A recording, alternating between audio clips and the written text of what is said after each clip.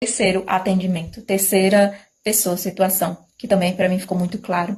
Uma jovem que estava com o corpo estourando, de tanta ansiedade, e na verdade é porque ela passou por um luto, ela teve na verdade a perda do pai dela anos antes, 2 anos antes, e ela não sofreu, não liberou o luto, ela guardou toda a dor do luto misturada com a culpa, e aí o corpo começa a inflamar e dar resposta, porque o nosso corpo é um órgão de impacto das nossas emoções, impacto emocional.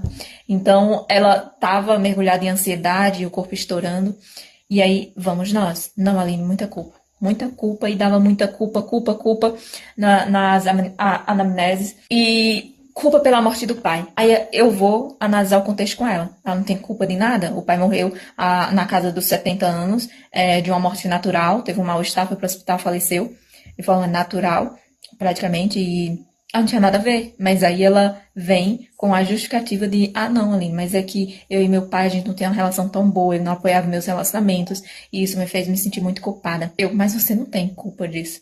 Mas vamos lá, para a pergunta de milhões. Quando foi a primeira vez que você se sentiu responsabilizada, culpada por coisas que você não tinha culpa?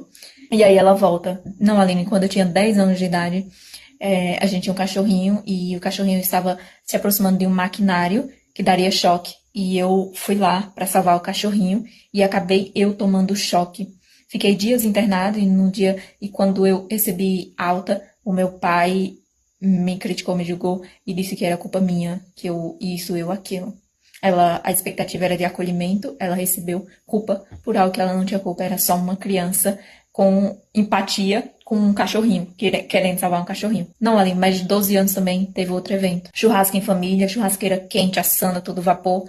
Meu irmão, 1 aninho, 2 aninhos, botou o dedinho na churrasqueira e queimou. E meus pais me culparam. Disseram que eu tinha que estar olhando ele, que era culpa minha. E é interessante que a própria mente traz e já vem, inclusive, com a emoção junto do dia que aconteceu aquilo.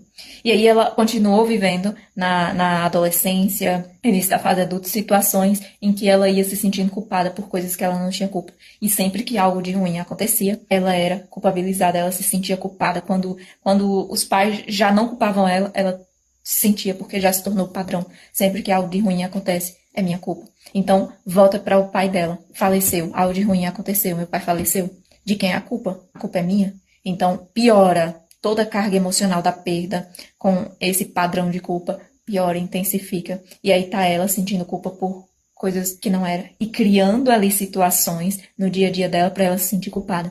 Ela se tornou uma pessoa que, se eu mandasse uma mensagem para ela passasse 30 minutos para responder, ela já respondia com, Aline, me desculpa, é que isso, me desculpa por não ter respondido antes. Calma, não tem culpa nenhuma. Não precisa se desculpar, tudo bem. Você poderia responder semana que vem, amanhã, outro dia. Não tem problema nenhum. Porque a forma como você faz uma coisa é a forma como você faz todas as outras coisas, o padrão ele vai ganhando forma e expansão nas áreas da nossa vida. Eu fui explicar para ela isso, né, essa correspondência do padrão na vida dela, onde ele estava presente nas áreas, e ela disse, Aline, no meu trabalho as pessoas sempre falam que eu vivo pedindo desculpa. E por coisas bobas, tudo eu peço desculpa e eles falam isso. Então, era um padrão de se sentir culpada por coisas que ela não era culpada. Sempre que algo de ruim acontecia, a culpa é minha. Mesmo não sabendo de onde vinha essa culpa, sem lógica nenhuma, estava lá. Quando a gente olhou para esses eventos que aconteceram, a primeira vez que ela se sentiu assim, que ela conseguiu, né, ligar o ciclo atual com o evento, a primeira experiência que fez ela sentir assim e que formou o caminho neural que precisa ser desfeito, ela desapega, porque aí ela entende todo o contexto e ela desapegou.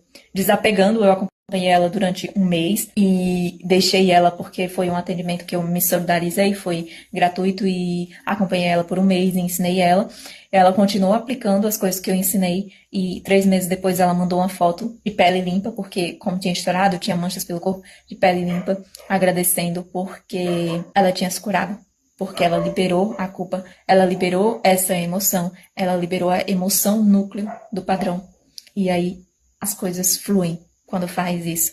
E você pode estar olhando para todos esses contextos que eu disse e dizer, nossa, Aline, mas coisas tão bobas. Como que alguém se sente fica com medo da morte porque por acreditar medo de ser punida por Deus. Como que alguém hoje cria situações na vida para se sentir sobrecarregado porque na infância foi sobrecarregado? Como que alguém sente culpa por coisas que não é culpa dela? Como assim? Tá. E é bobo mesmo. É bobo. É bobo porque crianças fazem coisas bobas, sabe? Sabe, criança não tem nível de consciência, nível de capacidade, não tem capacidade analítica suficiente para entender contextos. Por isso que os significados são bobos. Mais bobo ainda é você perder tempo de evoluir na sua vida, travado em padrões, em ciclos, porque não está olhando para essas coisas bobas. Só associar para você desapegar da emoção. E tem muita gente que está querendo se empurrar com motivação e vai, e não vai, justamente porque tem um apego a essa emoção. E enquanto ela não olhar